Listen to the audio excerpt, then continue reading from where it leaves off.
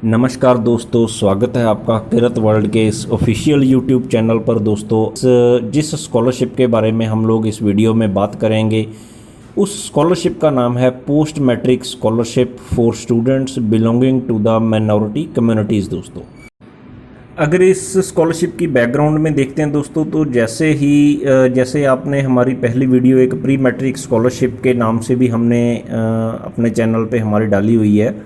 Doctor Manmohan Singh जब prime minister थे तो उन्होंने मिनिस्ट्री ऑफ माइनॉरिटी अफेयर्स के थ्रू एक 15 पॉइंट का प्रोग्राम दिया था फॉर माइनॉरिटीज़ वेलफेयर।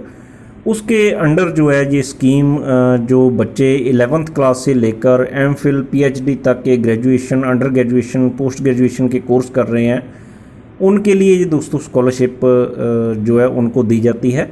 इस माइनॉरिटीज़ में कौन कौन से लोग, कौन कौन से धर्म जो हैं वो इस माइनॉरिटीज़ के अंडर कवर होते हैं, वो इस वीडियो में हम लोग आगे देखेंगे। दोस्तों, अगर आप नए हैं हमारे इस चैनल पर तो ज़रूर इस वीडियो को, इस चैनल को सब्सक्राइब करें, लाइक करें और अपने दोस्तों के साथ शेयर करें।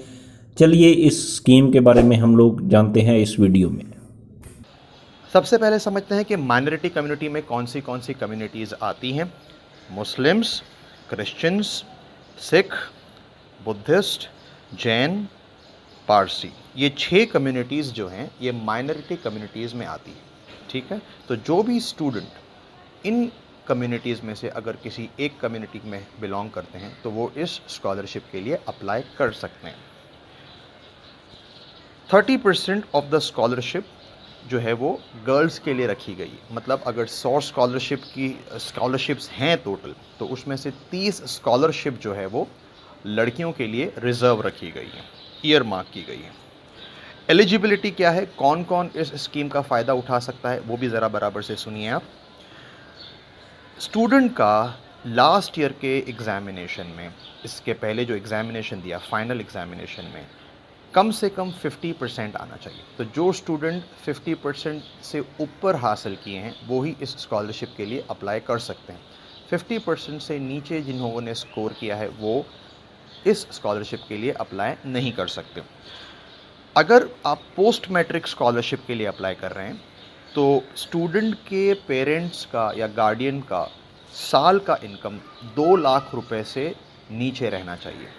एनुअल इनकम 2 लाख के नीचे होना चाहिए पोस्ट मैट्रिक स्कॉलरशिप के लिए।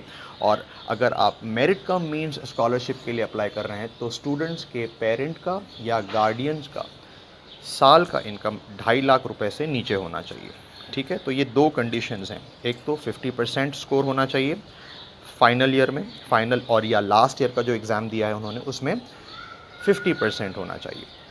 ठीक है, और पोस्ट मैट्रिक स्कॉलरशिप के लिए एनुअल इनकम 2 लाख पेरेंट्स का होना चाहिए, उससे कम, उससे ज़्यादा नहीं होना चाहिए। और मेरिट कम मीन्स के लिए 2.5 लाख से कम सालाना इनकम, एनुअल इनकम होना चाहिए, उससे ज़्यादा नहीं होना चाहिए। सिलेक्शन कैसा होता है ये भी समझिए। सिलेक्शन प्योरली एनुअल इनकम के बेस्ड पे होता है। मतलब जिस स्टूडेंट के पेरेंट्स का साल का इनकम सबसे कम होगा, पहला प्रेफरेंस उसको दिया जाएगा। बहुत से लोग ये सोचते हैं कि मेरिट बेस्ड होता है सिलेक्शन, मतलब जिसका परसेंटेज ज़्यादा आएगा उसको दिया जाएगा। ऐसा नहीं है। ये जो स्कॉलरशिप है ये पेरेंट्स की इनकम के बेस के ऊपर डिसाइड की जाती है। मान लीजिए एक स्टूडेंट है जिसके पेरेंट्स का साल का इनकम है 1,10,000 रुपया, और दूसरा स्टूडेंट है जिसके पेरेंट्स के साल की इनकम है 1,15,000 रुपया। तो जिस स्टूडेंट के पेरेंट की साल की इनकम 1,10,000 रुपये है, कम है, उसको पहला प्रेफरेंस दिया जाता है। तो इनकम के बेस के ऊपर डिसाइड किया जाता है कि स्कॉलरशिप कौन से स्टूडेंट को मिलेगी। अब पोस्ट मैट्रिक स्कॉलरशिप के अंदर कौन से कोर्सेज कवर होते हैं ये देखिए आप, स्क्रीन पर है आपके। 11th में जिन लोगों ने एडमिशन लिया है, जिन लोगों ने 12th में एडमिशन लिया है, BA, BCom, BSc, B.Ed, MA, MCom, MSc, M.Ed, BA LLB, BSc LLB, BBA, BCA, diploma engineering, polytechnic, MPhil, PhD। तो अगर आप इनमें से किसी एक कोर्स को कर रहे हैं तो आपको पोस्ट मैट्रिक स्कॉलरशिप के लिए अप्लाई करना है। अब हम देखते हैं कि कौन से स्टूडेंट को कितनी स्कॉलरशिप मिलेगी। ठीक है, डे स्कॉलर मतलब वो होता है जो कॉलेज जाते हैं, हॉस्टल में नहीं रहते हैं। अगर 11th या 12th का स्टूडेंट है तो उसको सिलेक्शन होने पर याद रखिएगा, सिलेक्शन हुआ तो आपको 9,300 रुपये की स्कॉलरशिप मिलेगी जो बच्चे के अकाउंट में आएगी। सारी स्कॉलरशिप की रकम सिलेक्शन होने के बाद में बच्चे के अकाउंट में आती है, ठीक है। अगर टेक्निकल या वोकेशनल कोर्स कर रहा है 11th या 12th लेवल का, जैसे ITI वगैरह कर रहे होते हैं, तो उनको 12,300 रुपये की स्कॉलरशिप मिलती है। UG and PG other than technical या प्रोफेशनल कोर्सेज़ हैं तो उसको 6,000 रुपये की स्कॉलरशिप आती है। और MPhil और PhD अगर कोई कर रहा है तो उसको 8,500 रुपये की स्कॉलरशिप आती है, ठीक है।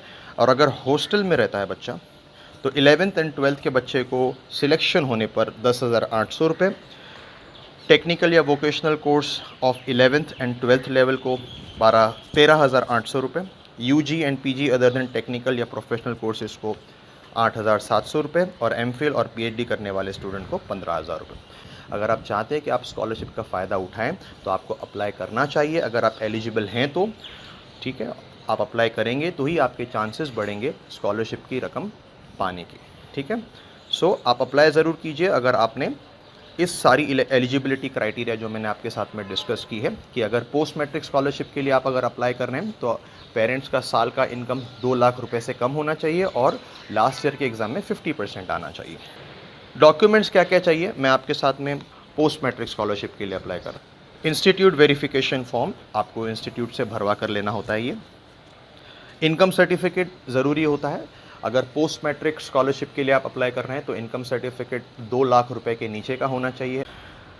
अ self certified community certificate from the applicant who has attend 18 years of age. अगर किसी बच्चे ने, जिसकी बच्चे की जो स्टूडेंट जो अप्लाई कर रहा है उसकी उम्र 18 ईयर्स से ऊपर, तो उसको एक कम्युनिटी सर्टिफिकेट सेल्फ सर्टिफाइड बनानी होती है। इसका फॉर्मेट भी आप संघर्ष ऑफिस से कलेक्ट कर सकते हैं। सेल्फ सर्टिफाइड कम्युनिटी सर्टिफिकेट में ये लिखा होता है कि मैं इस माइनॉरिटी कम्युनिटी से बिलोंग करता हूँ। तो अगर बच्चा 18 इयर्स या उसके ऊपर का है स्टूडेंट तो वो अपने हाथ से लिख करके वो सर्टिफिकेट बनाएगा। अगर स्टूडेंट की एज 18 इयर्स से कम है तो वही सर्टिफिकेट, कम्युनिटी सर्टिफिकेट पेरेंट्स का लगाना होगा कि पेरेंट्स सर्टिफाई करेंगे कि मेरा बेटा या मेरी बेटी माइनॉरिटी कम्युनिटी से बिलोंग करता है। लास्ट ईयर का मार्कशीट सेल्फ अटेस्टेड होना चाहिए, ये भी होना चाहिए। बच्चे का फ़ोटो, स्टूडेंट का फ़ोटो, बैंक अकाउंट चाहिए जिसमें बैंक अकाउंट नंबर होना चाहिए स्टूडेंट का और IFSC कोड मेंशन होना चाहिए बैंक का, ब्रांच का। याद रखिएगा पोस्ट मैट्रिक और मेरिट कम मीन्स स्कॉलरशिप के लिए अकाउंट बच्चे के नाम पर ही होना चाहिए, ठीक है। आधार कार्ड अगर है तो आप अप्लाई कर, उसका नंबर एंटर करना होता है आपको। अगर आधार कार्ड नहीं है तो बोनाफाइड स्टूडेंट सर्टिफिकेट जो स्कूल से आप बना कर ले सकते हैं और बैंक पासबुक, और अगर आधार के लिए अगर आपने अप्लाई किया है तो उसकी स्लिप की कॉपी भी आप अपने साथ रख सकते हैं। Fee receipt of the current course year, इस साल जो आपने फ़ीस भरी है कॉलेज में उसकी रिसीट आपको साथ में रखनी होती है। और रेसिडेंशियल या डोमिसाइल सर्टिफिकेट, तो ये सारे डॉक्यूमेंट्स पोस्ट मैट्रिक और मेरिट कम मीन्स के लिए एप्लीकेबल हैं। आपको ये सब रेडी करने होंगे अगर आप अप्लाई करना चाहते हैं तो।